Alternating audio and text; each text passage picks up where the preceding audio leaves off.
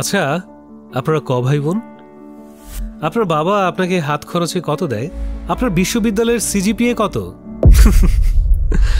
থাক, উত্তর দেয়া লাগবে না, এবং আন্তরিকভাবে দুঃখিত এই ব্যক্তিগত প্রশ্নগুলোর কারণে। তবে একটু ভেবে দেখেন, এসব প্রশ্নের উত্তর আপনাকে সংখ্যার মাধ্যমে দেয়া লাগবে। 1, 2, 3, 4 কিংবা 1, 2, 3, 4। আগেই আপনাদেরকে জানিয়ে রাখি, পুরো বিশ্বে এখন পর্যন্ত 130টার উপরে সংখ্যা বা প্রতীক রয়েছে। আর আজকে আমরা এমন এক জাতিকে নিয়ে আলোচনা করব যারা সময়ের চেয়ে অ্যাডভান্স ছিল এবং আবিষ্কার করেছিল সংখ্যা পদ্ধতি।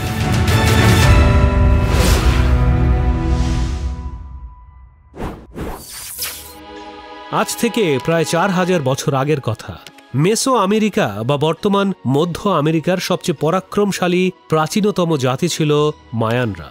হন্ডুরাস, গুয়েতেমালা, এল সালভাদোরের উত্তরাংশ, সেন্ট্রাল মেক্সিকোর তাবস্কো আর চিয়াপাপ সহ আরও প্রায় 1000 কিলোমিটার এলাকা জুড়ে বসতি স্থাপন করেছিল তারা।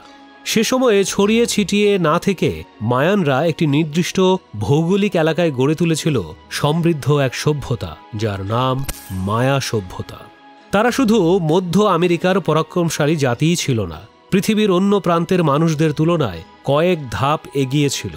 যখন অন্য মানুষরা জানত না সভ্যতা কি, কিভাবে আবাস গড়তে হয়, সে সময় মায়ানরা গড়ে তুলেছিল উঁচু উঁচু স্থাপনা, এগিয়ে গিয়েছিল জ্ঞান আর বিজ্ঞানে, উদ্ভাবন করেছিল এমন অনেক কিছু যা ওই সময়ের তো বটেই, বর্তমান মানুষদের কাছেও বিস্ময়ের ব্যাপার। মায়ানরা দারুণ পটু ছিল জ্যোতির্বিদ্যায়। তারাই প্রথম জাতি যারা আবহাওয়ার মতিগতি আন্দাজ করতে পারত। আমরা জানি 1 বছর সমান 365 দিন। আসলে 1 বছর সমান মানে 365 দিন নয়। প্রকৃত হিসাবটা হচ্ছে 1 বছর সমান 365.2422 দিন। আর জর্জিয়ান ক্যালেন্ডার অনুযায়ী 1 বছর সমান 365.2425 দিন। কিন্তু মায়ানদের হিসাব অনুযায়ী 1 বছর সমান 365.2420 দিন। অর্থাৎ বছরের হিসেবে মায়ানদের হিসেবটি ছিল প্রকৃত হিসেবের অনেক কাছাকাছি। এটা সত্যি অবাক করার বিষয় যে খ্রিস্টপূর্ব সময়ের মায়ানরা বছরের এত নিখুঁত হিসাব করেছিল। ভারতীয় গণিতবিদ আর্যভট্ট শূন্যের ধারণা দিয়েছিলেন। পরবর্তীতে ব্রহ্মস্ফুট সিদ্ধান্ত বইয়ের শূন্যকে সংখ্যার মর্যাদা দেন ব্রহ্মগুপ্ত। তবে শূন্যের ধারণার তারও আগে ব্যবহার করেছিল মায়ানরা। ভারতীয়দের চেয়ে 100 বছর আগেই মায়ানরা শূন্যের ধারণা তৈরি করে। মায়ানদের সংখ্যা পদ্ধতি গড়ে উঠেছিল 3টি ভিন্ন চিহ্ন এবং প্রতীক দিয়ে। শেল চিহ্ন দিয়ে বোঝানো হতো শূন্য, 1 বোঝানো হতো একটি ডট চিহ্ন দিয়ে, 5 প্রকাশ করা হতো বার চিহ্ন দিয়ে। এই 3টি চিহ্ন দিয়েই মায়ানরা হিসাব করত 20 পর্যন্ত। তাদের ভিত্তি সংখ্যা ছিল মোট 20টি। এই 20টি সংখ্যাকে ভিত্তি করেই বড় বড় সংখ্যা হিসাব করা হতো। মায়ানরা নিজেরাই নিজেদের ক্যালেন্ডার তৈরি করেছিল, তাও আবার খ্রিস্টপূর্ব সময়ে। ধারণা করা হয় খ্রিস্টপূর্ব 5ম শতাব্দী থেকেই মায়ানদের ক্যালেন্ডার প্রচলিত ছিল। অন্যের উপর নির্ভরশীল হয়ে নয়, নিজেদের প্রয়োজনে নিজেরাই নিজেদের ক্যালেন্ডার তৈরি করে নিয়েছিল তারা। মায়ানরা সুচারুভাবে দিন তারিখের হিসাব লিপিবদ্ধ করত। আমরা যে ধরনের ক্যালেন্ডার ব্যবহার করি, মায়ানরা সেরকম ক্যালেন্ডার ব্যবহার করত না। তাদের ক্যালেন্ডার ছিল আমাদের থেকে সম্পূর্ণ ভিন্ন ধরনের। তাদের ক্যালেন্ডারের অক্ষর এবং সংখ্যার পরিবর্তে ছিল হায়ারোগ্লিফিক চিত্রের ব্যবহার। ক্যালেন্ডারগুলোতে তারিখগুলো চক্রাকারে আবর্তিত হতো। বোঝার সুবিধার জন্য বৃত্তাকার চাকার উপর ক্যালেন্ডারের দিন এবং বার বা মাসগুলো চিত্রাঙ্কন করে সেই চাকাগুলো ঘুরিয়ে ঘুরিয়ে দিন তারিখের হিসেব বের করা হতো। মায়ানদের মোট 3টি ক্যালেন্ডার ছিল। একটি হলো পবিত্র ক্যালেন্ডার বা ধর্মীয় ক্যালেন্ডার। এটি জোলোকিন নামে পরিচিত। 260 দিন বিশিষ্ট এই ক্যালেন্ডার বিভিন্ন ধর্মীয় দিবসের হিসাব রাখা, ধর্মীয় আচার অনুষ্ঠান পালনের জন্য ব্যবহৃত হতো। দ্বিতীয়টি নাগরিক ক্যালেন্ডার বা কৃষি ক্যালেন্ডার। ধর্মনিরপেক্ষ এই ক্যালেন্ডার হাব নামে পরিচিত। এটি আমাদের প্রচলিত ক্যালেন্ডারের মতো 365 দিন বিশিষ্ট, যদিও এতে লিপ ইয়ার অন্তর্ভুক্ত ছিল না। এই ক্যালেন্ডারটি ব্যবহৃত হতো কৃষি কাজসহ দৈনন্দিন কাজে ব্যবহারের জন্য। তৃতীয় ক্যালেন্ডারটিকে বলা হয় দ্য লং কাউন্ট ক্যালেন্ডার। এটি ব্যবহার করা হতো ঐতিহাসিক ঘটনাবলী লিপিবদ্ধ করার জন্য। এর মাধ্যমে অতীতে বা ভবিষ্যতে হাজার হাজার বছর পর্যন্ত হিসেব রাখা যেত। সমস্ত আমেরিকানদের মধ্যে মায়ানরা লেখার জন্য সর্বাধিক উন্নত রূপ আবিষ্কার করেছিল, যা গ্লাইফস নামে পরিচিত। গ্লাইফস হচ্ছে ছবি বা চিহ্নের মাধ্যমে কোনো বর্ণ বা সাউন্ডকে বর্ণনা করা। ইতিহাস বলে মায়ানরা প্রায় 700টির বেশি গ্লাইফস ব্যবহার করত।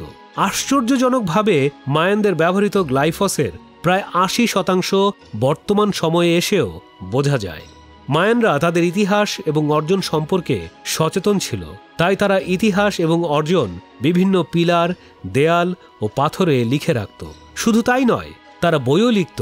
বইয়ের বেশিরভাগ জায়গা জুড়েই থাকত ঈশ্বর, প্রাত্যহিক জীবনযাপন এবং রাজাদের নানা কথা। মায়ানরা গাছের বাকল দিয়ে তৈরি কাগজ দিয়ে বই বানাত। সেগুলোকে বলা হয়ে থাকে কোডেক্স। মায়ানরা ঔষধও আবিষ্কার করেছিল। অন্যান্য সভ্যতার মতো মায়ানদের ঔষধ ছিল ধর্ম আর বিজ্ঞানের মিশ্রণ। ঔষধ তৈরি করতেন ধর্মযাজকেরা। তারা উত্তরাধিকার সূত্রে ঔষধ তৈরির দায়িত্ব পেতেন। মায়ানদের কাছে সুস্বাস্থ্য বা সুস্থতা ছিল ভারসাম্য এবং ভারসাম্যহীনতার ব্যাপার। ভারসাম্য রাখাই ছিল সুস্বাস্থ্য এবং ভারসাম্যহীনতা মানে অসুস্থতা।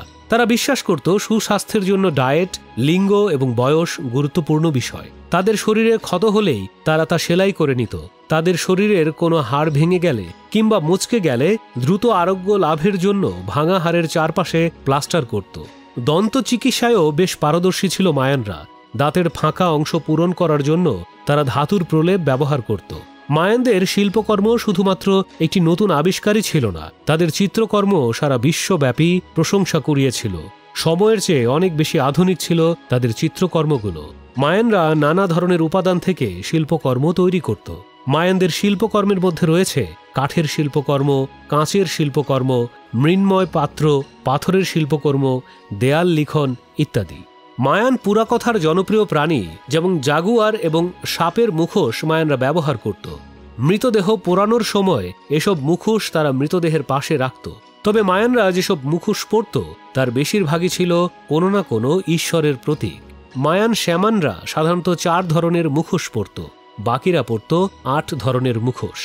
এমনকি পৃথিবীর ইতিহাসে মুখোশের আইডিয়া প্রথম তারাই আবিষ্কার করে। একটি 1,00,000 বছর আগের জাতীয় কতটা বুদ্ধিমান ছিল, এতটা সত্ত্বেও তাদের মধ্যে ছিল অটুট বন্ধন। আর আজ মানব সভ্যতা মেতে রয়েছে রক্তের খেলায়। এজন্য এক বিখ্যাত ফরাসি কবি বলেছিলেন, আনন্দ আর শান্তি শুধুমাত্র গুহাতেই বিনামূল্যে পাওয়া যেত। এখন তো ইট পাথরের শহরে তা কিনতেও পাওয়া যায় না। মানুষের প্রতি মানুষের ভালোবাসা সে তো শিকারীদের মধ্যেই বেশি। এখন তো ভালোবাসা শুধু গল্পের বইয়েই দৃশ্যমান।